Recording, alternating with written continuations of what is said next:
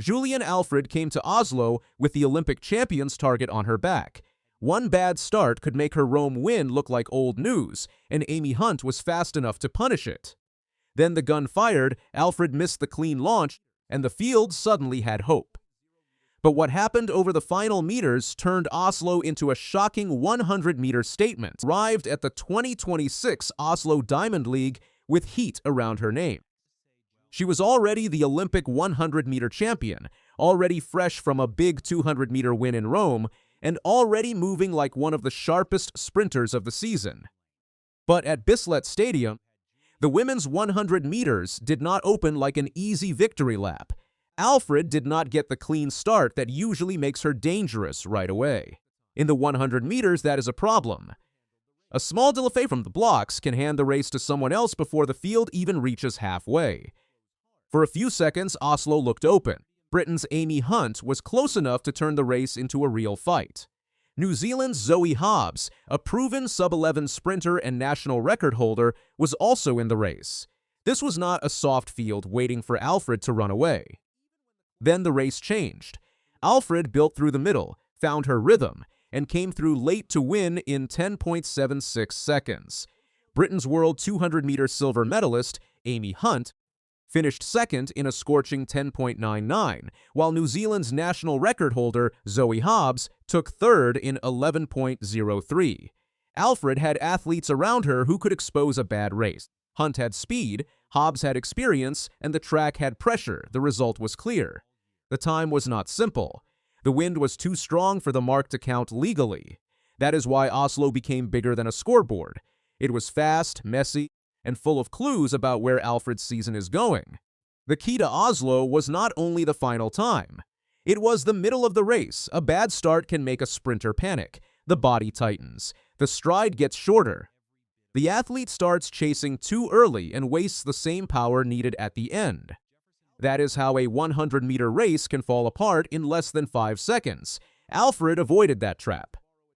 She did not look like a runner forcing the race back. She let her speed rise. The early part had given the field a chance, but the middle phase took it away. Her hips came through. Her stride opened. The gap started to close. That is where Hunt's presence mattered. Hunt was not fading quietly. She was running well enough to make Alfred work for the win. That gave the race shape. It was not a solo run with a fast clock. It was a champion repairing the race while another sprinter tried to hold the door open. By the final meters, Alfred had taken control. The finish was not a desperate lean. It was a clear win after a rough first phase. That is the part rivals will study. Alfred did not need the race to be perfect. She needed enough space to build.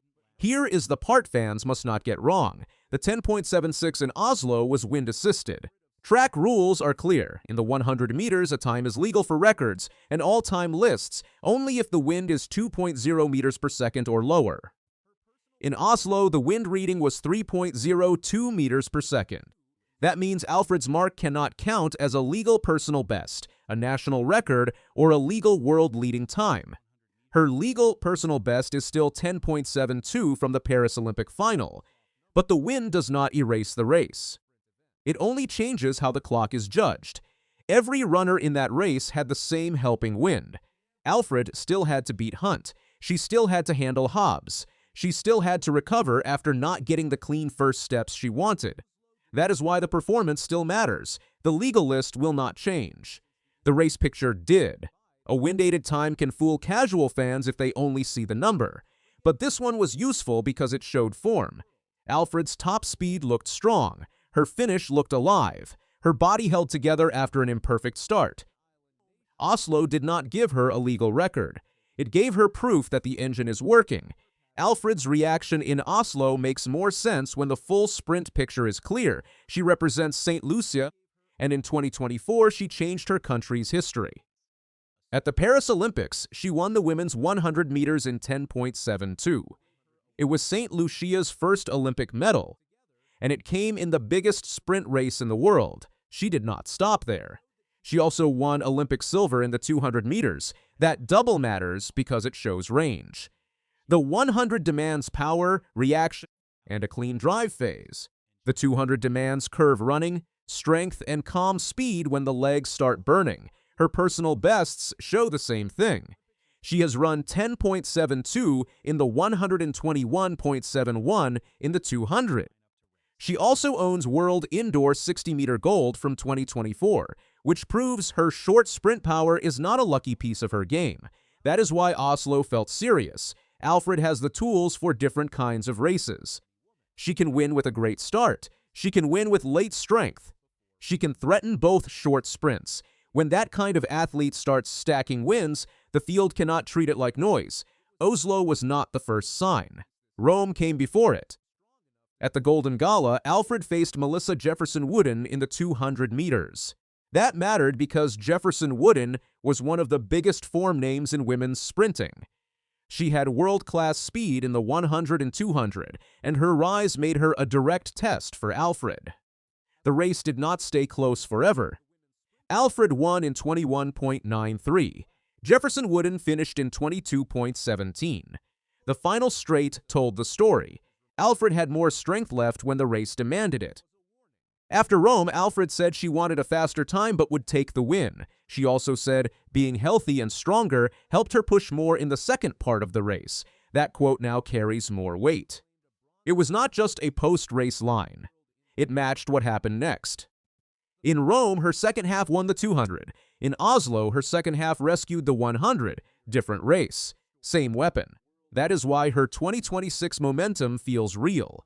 She is not relying on one event or one lucky night. She is showing the same late power across 2 sprint tests.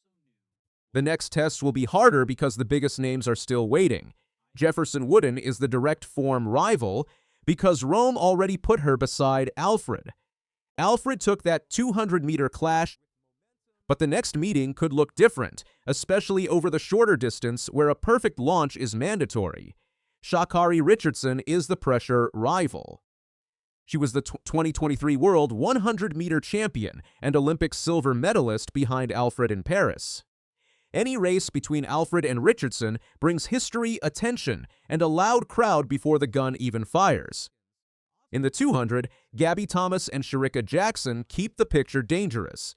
Thomas is the Olympic 200-meter champion. Jackson has one of the fastest 200-meter records in history. Alfred's Olympic silver and 21.71 personal best keep her in that fight. But there is no easy path. That is what makes Oslo important without making it final. Alfred won the race in front of her. Now she needs to do it when more of the biggest names are in the same field. The next question is simple. Can Alfred turn this form into legal speed against a deeper field? Oslo showed that her finish is sharp, but the wind means the time cannot sit in the record books. A legal low 10.7 would hit differently. It would show that the speed is not just helped by conditions. It would show that the Olympic champion is back near her best under clean rules. The start also needs to tighten. Against Hunt, Alfred had room to repair the race. Against Richardson or Jefferson-Wooden, the same opening could cost more. A bad first 30 meters against a full championship field can become a hole too deep to escape. That is the edge of this story. Alfred is winning before everything looks perfect. If the start improves while the finish stays this strong, the whole women's 100-meter picture changes. That is the danger hiding behind Oslo, and the field knows it now. Julien Alfred left Oslo with a wind-aided clock, a clean victory, and a bigger question hanging over the sprint world. The number will not count legally. The win will. Rome showed her strength in the 200. Oslo showed her repair work in the 100. Now the next race has to show whether she can put it all together when the field is deeper. The wind is legal and the pressure is heavier. Because if Julien Alfred gets the start right, the rest of the women's 100-meter field may be racing for the answer too late.